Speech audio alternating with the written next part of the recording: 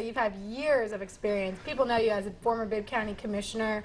How do you feel that experience will translate if you're elected to the State House? Well, I think it ought to be a requirement, frankly, that anybody who goes to Atlanta ought to first have some local governmental experience. Because I think so many times people go to Atlanta and they're completely insensitive to the things that go on at the local level. So much so that many times they don't even talk to people in local elective offices. It got so bad that when I was there, we actually had to hire lobbyists just to find out what was going on. That shouldn't be. If I'm fortunate enough to be elected, one thing I will promise the elected officials of this district is that I will be in contact with them on a regular basis to try to keep them informed, to find out what their needs are. But having local governmental experience, I think, is just critically important. And you, speaking about local experience, obviously local issues pop up a good deal at the State House.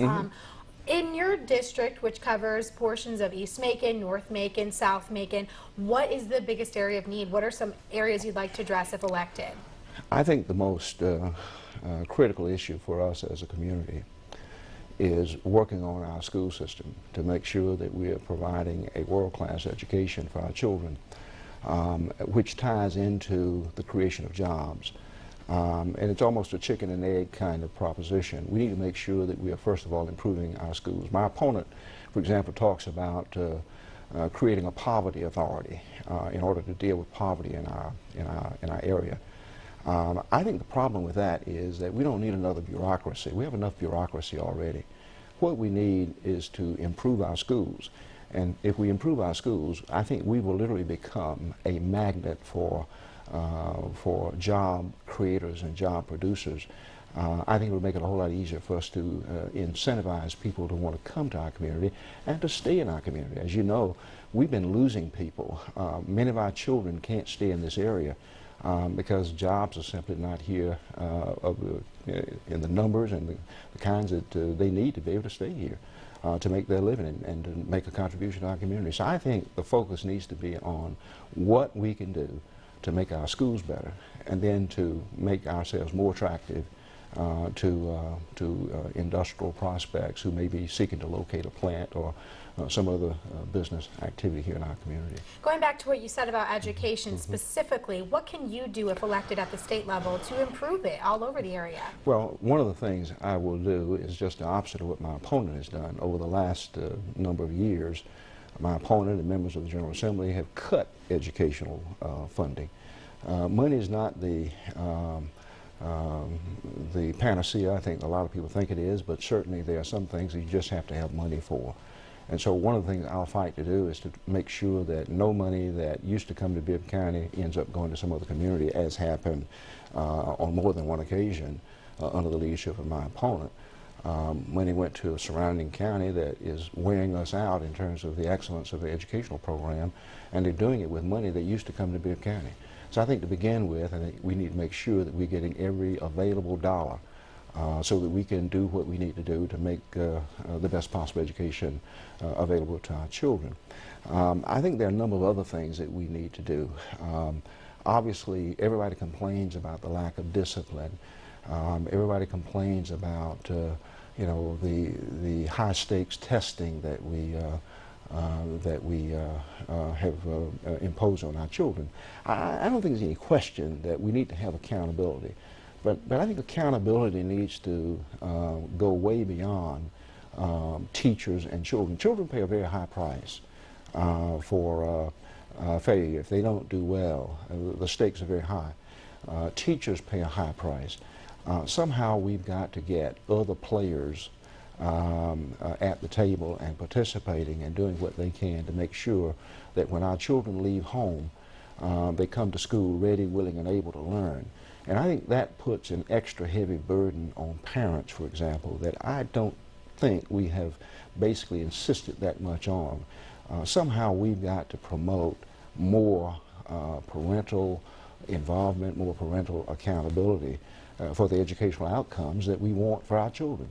Our children have the ability, but so many times people simply allow you know, things to slide along without at the same time saying to our kids, look, you have your responsibility in this process, and saying to parents as well, we need your cooperation as well.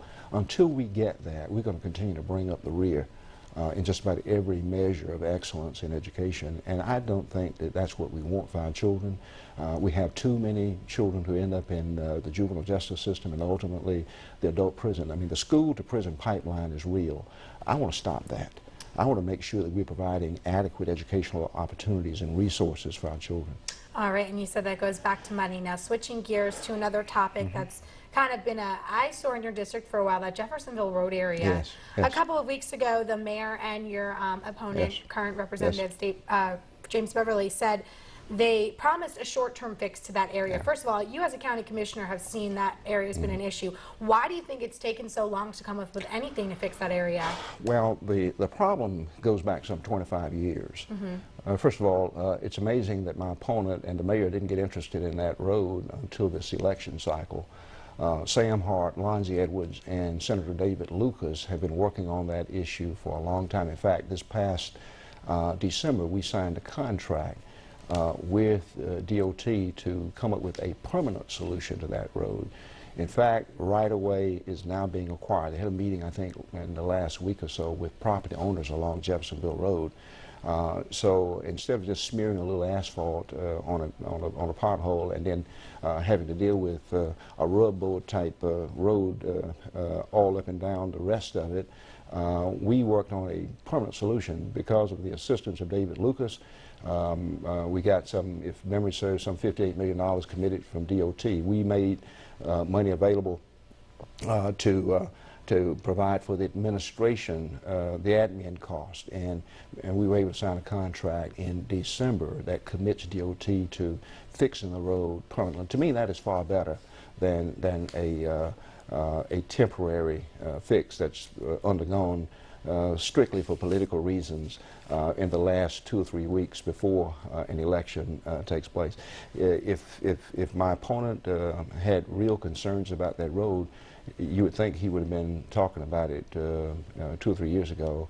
If you check the record, he's not been heard from on it. In fact, he said that he had petitioned DOT.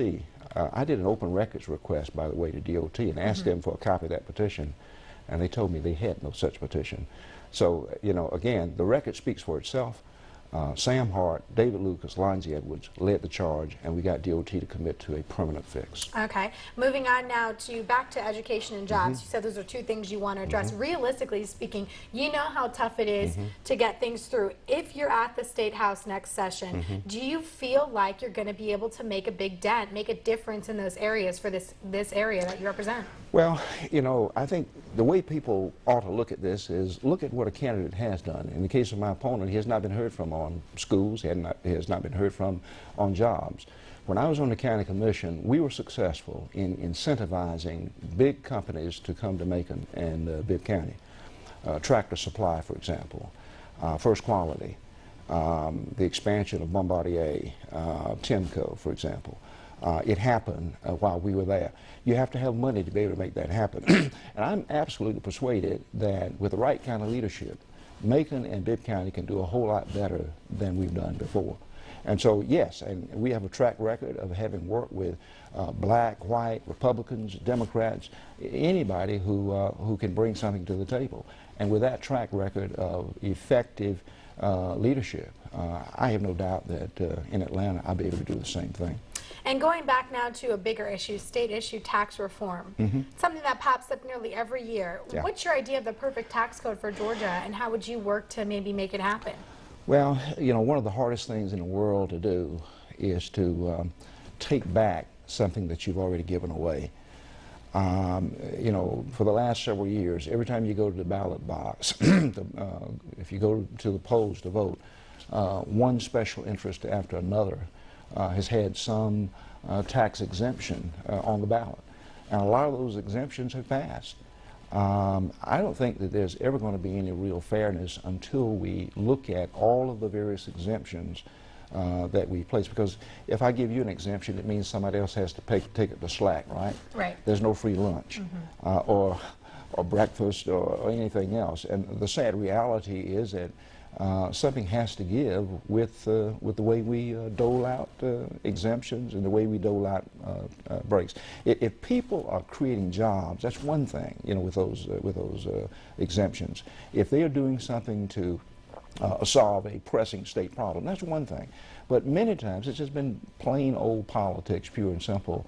You know, it just depends on who has the clout to get something through. And unfortunately, hardworking people have suffered and are suffering. The schools, for example, have suffered because of the cuts that we've seen, money diverted away from pressing issues. Fortunately, sanity is prevailing with respect to our criminal justice system, and we're no longer pursuing the old idea of lock them up, throw away the key.